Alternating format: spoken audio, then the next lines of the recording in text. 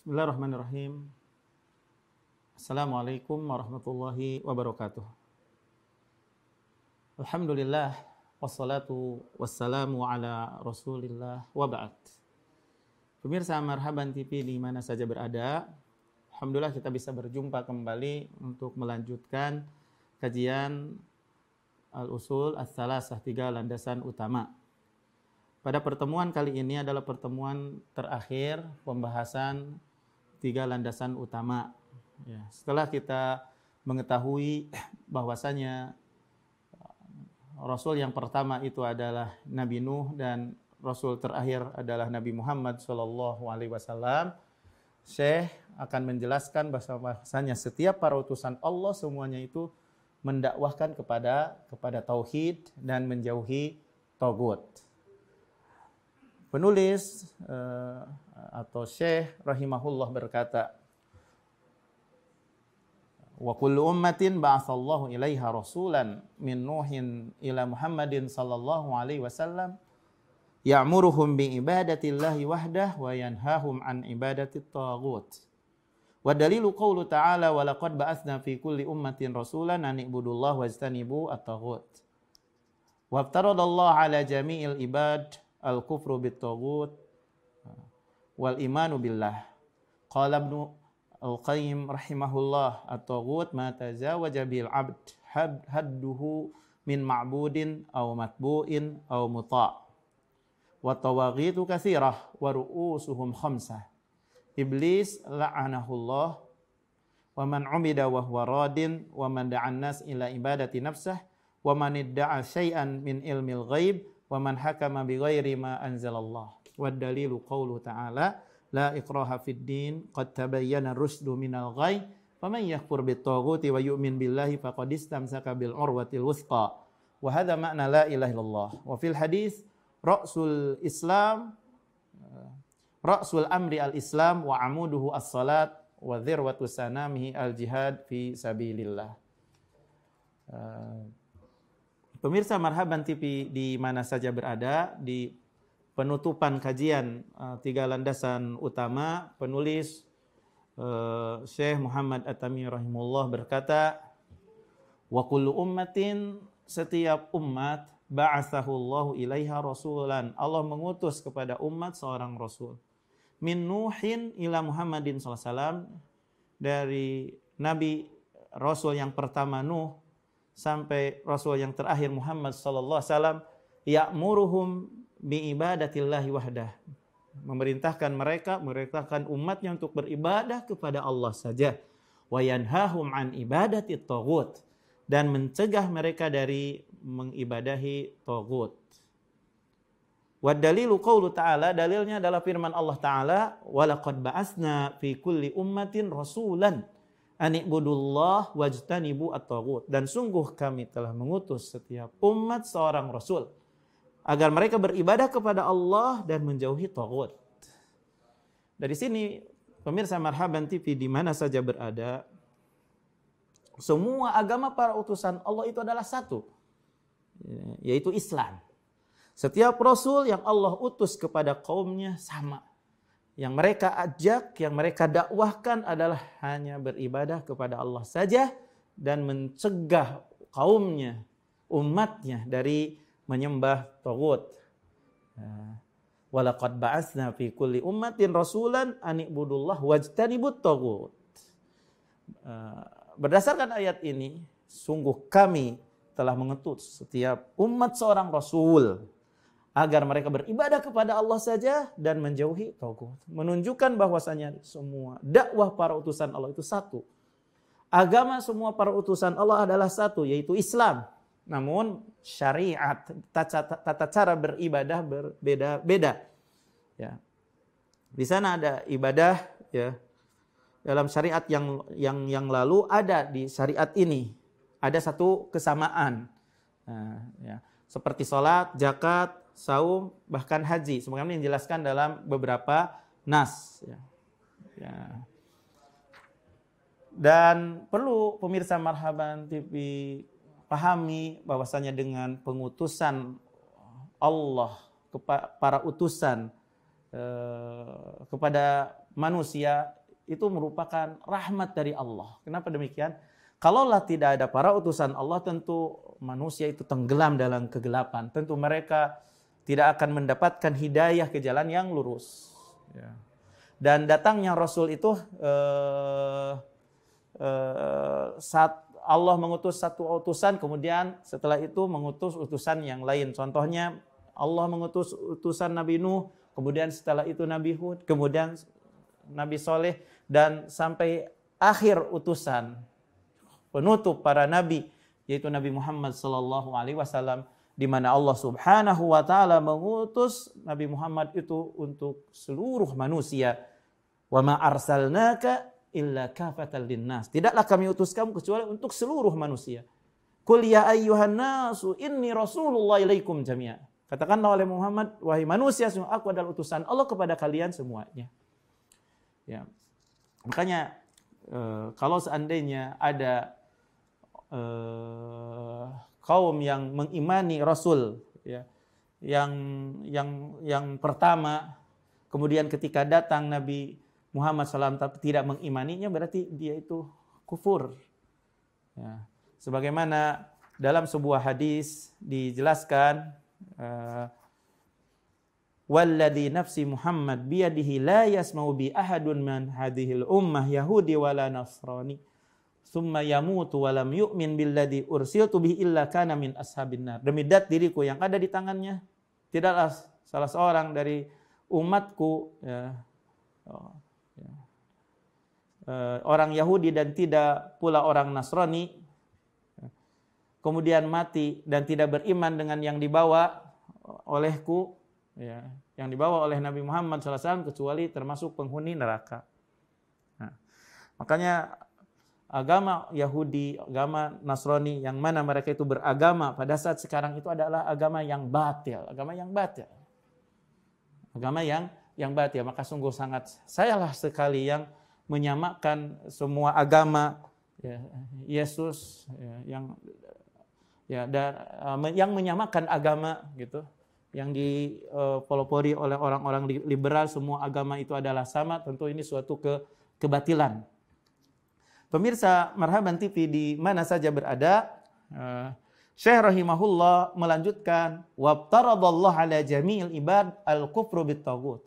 Allah Subhanahu wa taala mewajibkan kepada semua hamba kufur kepada taghut, wal imani billah, dan beriman kepada Allah. Inilah kewajiban pertama bagi seorang hamba. Ya. Kufur kepada taghut, berlepas diri dari segala apa yang disembah selain Allah. Iman kepada Allah adalah iman kepada kerububian Allah dan keuluhian Allah. Kemudian setelah itu Syekh rahimahullah menukil tafsir Ibnu Qayyim tentang arti taghut.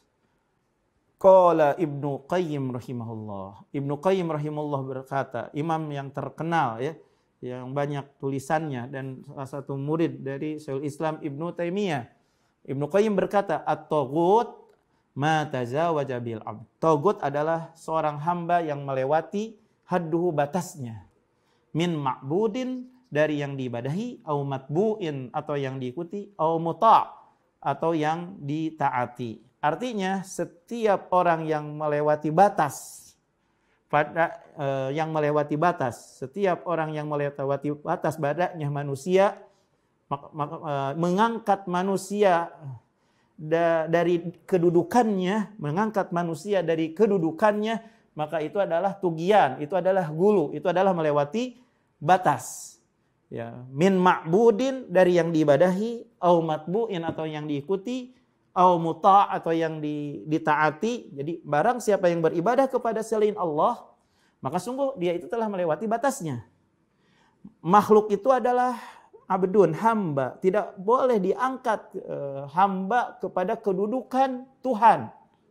Kepada kedudukan Tuhan. Berarti yang mengangkat seorang hamba kepada bukan pada kedudukannya, di atas kedudukannya menjadi Tuhan, ya, itu berarti telah melewati batas. Au matbu'in, atau yang diikuti, imam, ya, seorang imam yang memiliki pengikut. Maka barang siapa yang menjadikan imam dan melewati batasnya dengan menjadikan imam itu seperti kedudukan Rasul, bahwasanya imam itu adalah maksum. Nah, apabila yang diikuti ridho dengan apa yang dilakukan oleh mereka pengikut, maka dia itu adalah togut. Dia itu adalah togut.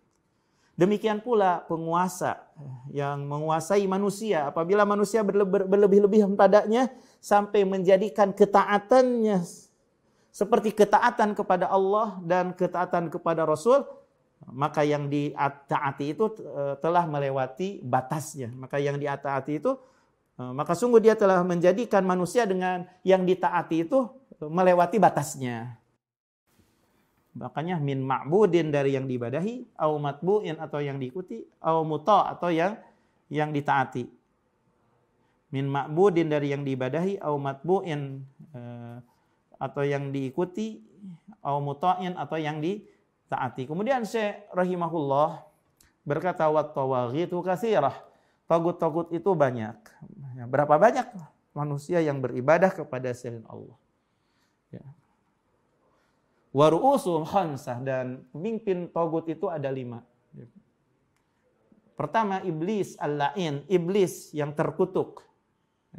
Ini pimpinannya tagut, ya, pimpinannya tagut. Ya. Ya. Yang kedua, wa man ubida wa huwa radin. Yang kedua, pimpinan mereka tagut itu adalah man ubida wa huwa radin, orang yang diibadahi dan dia ridho.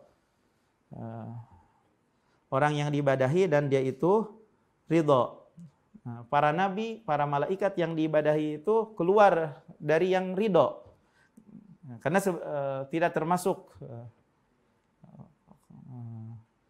Karena sebagian orang-orang musyrikin, mereka mengibadahi para nabi, mengibadahi para malaikat. Akan tetapi para malaikat tidak ridho akan hal itu yang dilakukan oleh orang musyrik. Bahkan para nabi, para malaikat berlepas diri dari para penyembah mereka, gitu.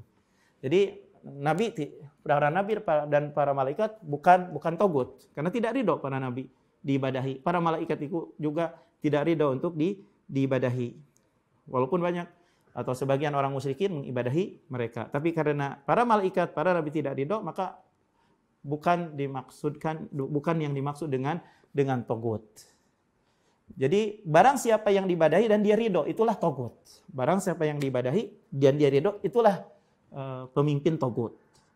Kemudian yang ketiga, pemimpin togut itu adalah wa man da'an nas ila ibadati nafsi. Barang siapa yang mengajak manusia untuk mengibadahi dirinya.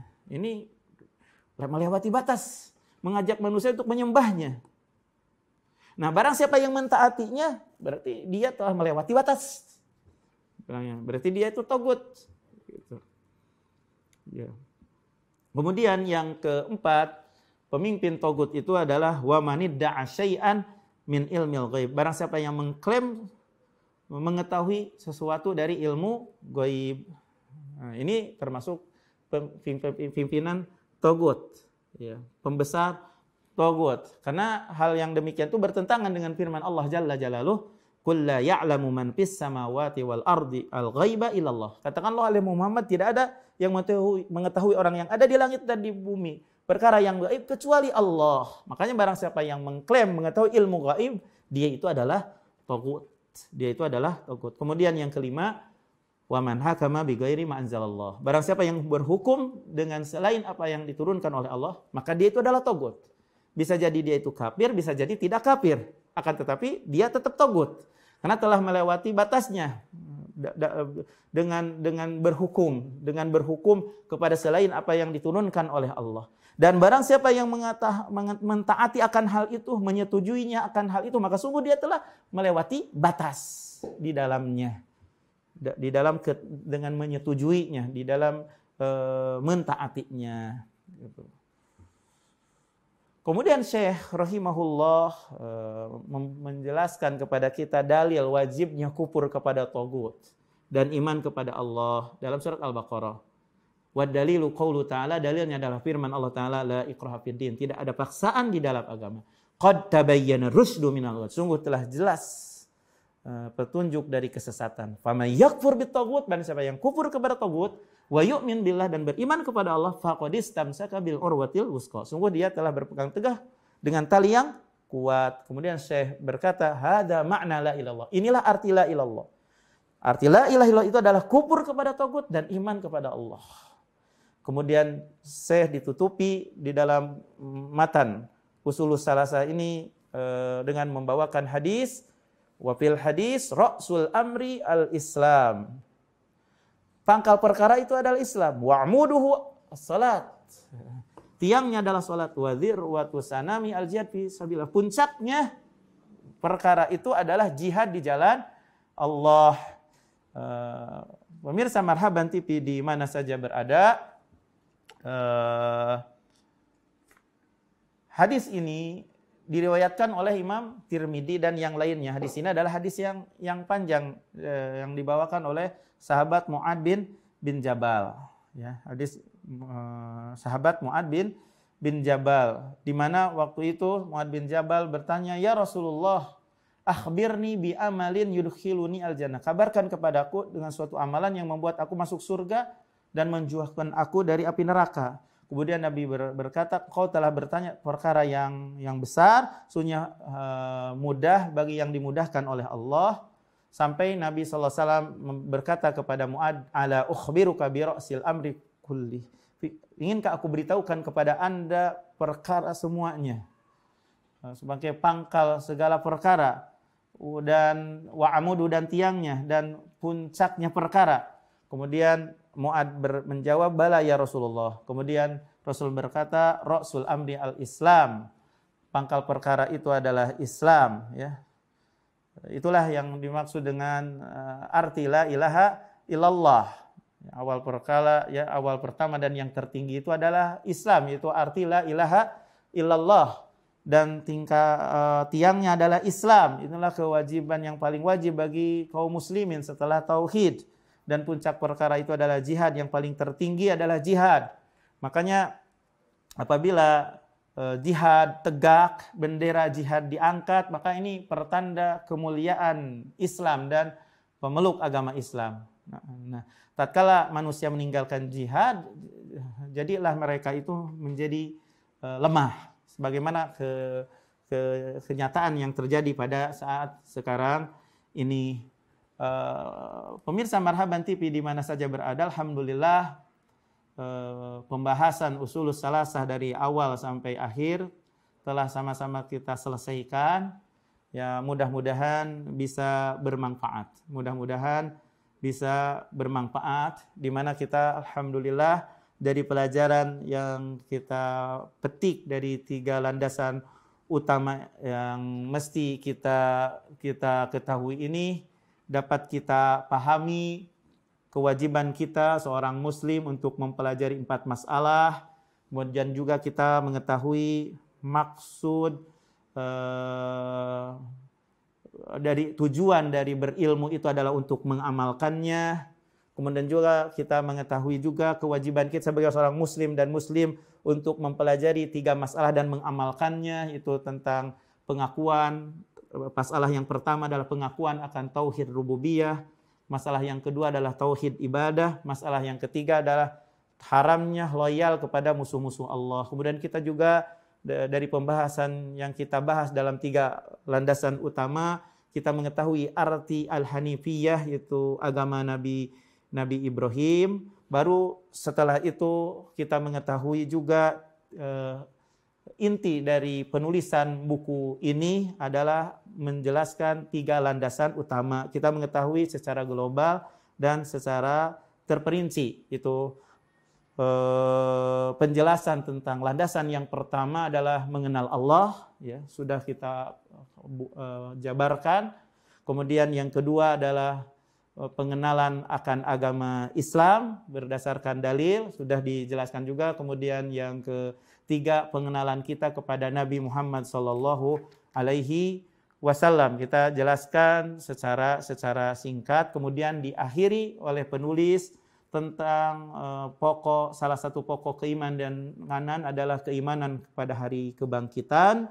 Kemudian juga salah satu pokok di antara pokok keimanan yaitu mengimani kepada para utusan Allah Subhanahu wa taala. Kemudian ditutup dengan definisi togut, dan pemimpin togut ada 5. Mudah-mudahan kita bisa memahaminya, dan ilmu ini adalah ilmu yang bermanfaat bagi kita semuanya sebagai salah satu hal yang mesti kita pahami yang akan ditanyakan oleh malaikat mungkar dan nakir di kuburan. Makanya ini penting sekali untuk kita pelajari, dan penjabarannya terus kita harus belajar tauhid sampai kita wafat. Jangan sampai kita bosan dari mempelajari tauhid. Demikian yang bisa disampaikan pada pembahasan kajian Al-Usul As-Salasah, dan insyaallah di pertemuan yang lainnya akan kita usahakan untuk membaca buku-buku matan yang lainnya, ya. Insyaallah mudah-mudahan Allah memanjangkan umur kita di atas kebaikan. Wa sallallahu ala nabiyyina Muhammad, subhanaka Allahumma wa bihamdika asyhadu an la ilaha illa anta astaghfiruka wa atubu ilaik. Wassalamu alaikum warahmatullahi wabarakatuh.